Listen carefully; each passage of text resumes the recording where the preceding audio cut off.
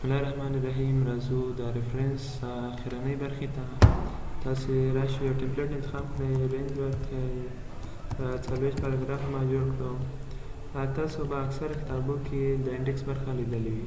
په انډیکس کې یا لغاتونه او صفحې ته نه لیکلې وي، یا لغات معنا لیکلې وي، او یا د هغه په باره کې لیکلې وي چې مثلا دا ځای وګورئ. دا اکثرا په ادبیات کې ډېر استعمالیږي. راشئ مارک انټري ته.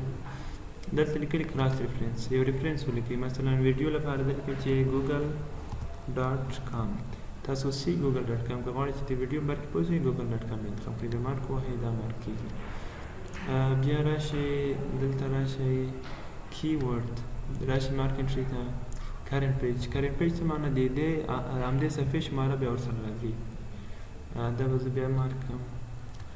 دلته راشئ چوز، زه به چوز انتخاب کړم. بیا راشئ مارک ته. دلته سب انټري کې معنا ورکړئ، مثلا سلیکټ. بیا بولډ غواړئ، بولډ شکل بیا راځي، مارک یې کړئ. بیا سیده یور مارک یې کړئ. دلته پیج رینج ده، تاسو یو بک مارک باید چې ولرئ، بیا دا کار کوي. بیا د بک مارک نوم ورسره راځي. دلته به په انځر کې بک مارک جوړ کړئ، بیا به دا ورسره راځي. زه به اوس راشم یو څو لغتونه نور به هم دلته اضافه کړم. را به شم ریفرنس ته، مارک انټري، کرنټ پیج، دا به مارک کړم. تاسو څومره لغتونه چې دي هغه ټول مارک کړئ. دا هم مارک کړئ. کاور ده، دا هم مارک کړئ. بیا په اخر کې تاسو اوس چې دا څه په درس دی. تاسو راشئ دلته یوه خالي صفحه ده، اول هم ته راشئ، بیا د علامه له منځه اوسئ، خط بمبر ته اتیا ته راشئ، کنټرول انټر ووهئ، تاسو ته به یوه نوې صفحه رامنځته شي. دلته راشئ کنټرول انټر ووهئ، دا نوې صفحه رامنځته شوه. که بیا غواړئ بله بیا کنټرول انټر ووهئ. بیا راسئ یو ځای انتخاب کړئ د صفحې، بیا کنټرول ونیسئ، بیک سپیس ووهئ، دا صفحه بېرته له منځه ځي. بیا کنټرول انټر وهم، دا صفحه رامنځته شوه. اوس به بیا راشم ریفرنس ته، انزرټ، انډیکس، د ډولونه دي، د رنو د معلومات انتخاب کړئ، مثلا خط پې غواړئ، دا اوکې کړئ. چوز سلیکټ ته وایي، په اوله صفحې کې د کاور چې ده، په دویمه صفحې کې د فوکس، دلته د هیډر ده، په دویمه صفحې کې کیورډ که معنا ورکړې وي معنا، مثلا ما لیکلي ویډیو ته سی google.com.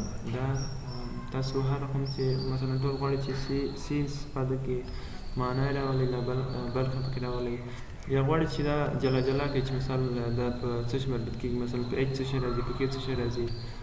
راسئ دا انتخاب کړئ، دلته فینسي انتخاب کړئ، بیا اوکې ووهئ. تاسو وینئ چې دا څومره جالب کېږي. سی ده، په سی کوم لغتونه راغلي، په ای کوم راغلي، په اف کوم راغلي، په دا نورو کوم راغلي، دا ټول تاسو دا برخه مو ولیده. اوس به راشو میلینګ ته.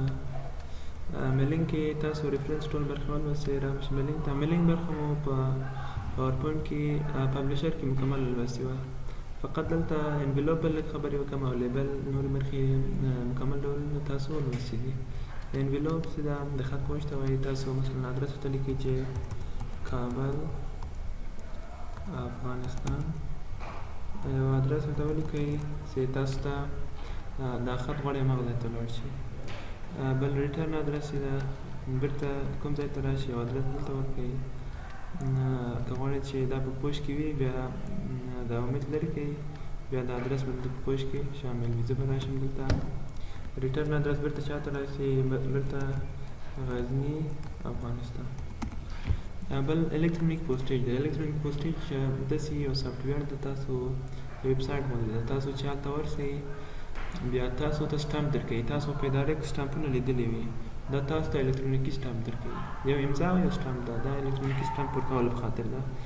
دا پوسټ جوړ شو، کله چې زه اټو ډاکومنټ انتخاب کړم، دا به پوسټ اضافه شي دلته. بل لیبل ده. لیبل تاسو لیبل هم ورکولی شئ. په لیبل کې مثلا ادرس ده، دا به کوچنۍ حصې وي، تاسو کولی شئ چې هغه کټ یې کړئ او د پوسټ شاته یې بندې کړئ، یا همداسې کوچنۍ لیبل یې جوړې کړئ. را به شم د لیبل آپشن ده. دلته ډیفرنټ سایزونه لري، تاسو یو سایز انتخاب کړئ، مثلا زه A1 انتخابوم. په A1 کې دلته مثلا دا انتخابوم، اوکې وهم، نیو ډاکومنټ. تاسو وینئ چې ډېر لیبلونه راته جوړ شو. هلته نور سایزونه هم لري، تاسو راشئ دا جلا جلا کټ کړئ او هماغلته یې بند کړئ. میلینګ برخه مو نوره لوستې وه. تاسو دلته ریسپشنیست پیدا کړئ، بیا اډ یې کړئ، بیا تر اخره پورې دا برخې پکې اضافه کړئ. د دې خاطر وکړه چې موږ غوښتل چې په یو ځل ډېر زیاتو خلکو ته خط ولیږو. دا ویډیو هم دومره بس ده. سبا به ریویو او ویو تاسو ته تشریح کړم.